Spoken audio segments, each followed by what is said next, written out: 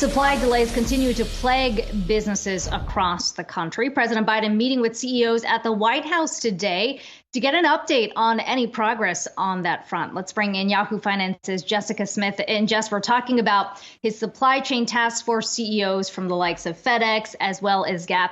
What did we hear in terms of any improvement that's been made?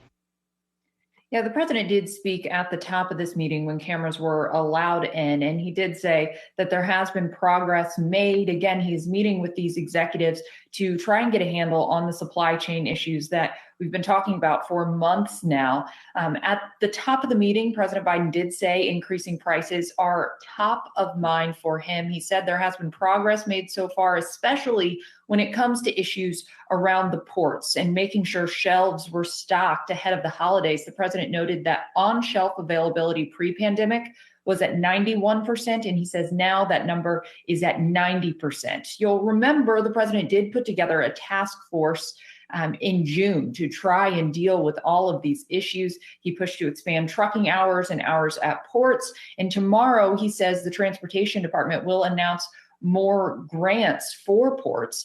We also heard from the FedEx CEO at this meeting just a short time ago, and he said that supply chain issues are not all solved, but progress is being made, and he is optimistic. He said peak season is going to be a good one. And you might remember at the last meeting like this, we heard from the Walmart CEO who said all of the efforts around the ports and trucking hours were helping the flow of goods. Still, the president noted there is more work to do on this when it comes to shipping times and higher prices for consumers. He laid out a little bit of what he plans to do going forward. He says the administration has been investigating those excessive shipping times and potential illegal conduct in the oil and gas market. The White House also noted today that the price at the pump is down 12 cents per gallon since the peak last month.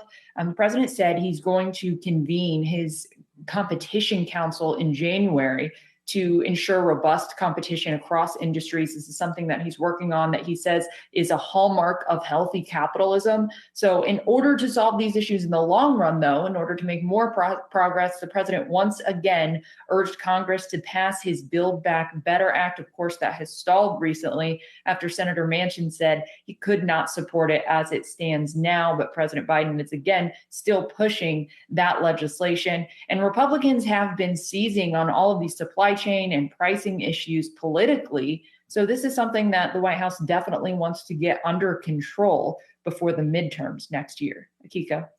Yeah, and just on that Build Back Better, we did hear the president yesterday in talking, he was talking about the vaccines and the variant, but really used that opportunity to say, with that now being put on hold, even Goldman Sachs lowered its outlook for 2022. What are we hearing about any discussions that are happening behind the scenes between the president and Senator Manchin, or is that pretty much on hold right now until the new year? I think it's definitely going to be back in force in the new year once they start working on this again to try and figure out something. We've heard from Democratic leaders and the White House that they're not giving up on this. And I think you've heard some frustration from the White House when you hear these concerns from Republicans and from Senator Manchin when they're talking about inflation and concerns about the deficit. The White House argues that this bill is paid for and that in the long run will actually help these pricing issues. So it's definitely going to be back front of mind, I think, at the beginning of the new year as they try to figure out some sort of compromise, some sort of way forward to get Senator Manchin to support at least some version of this bill. Jessica Smith with that update. Thanks so much for that.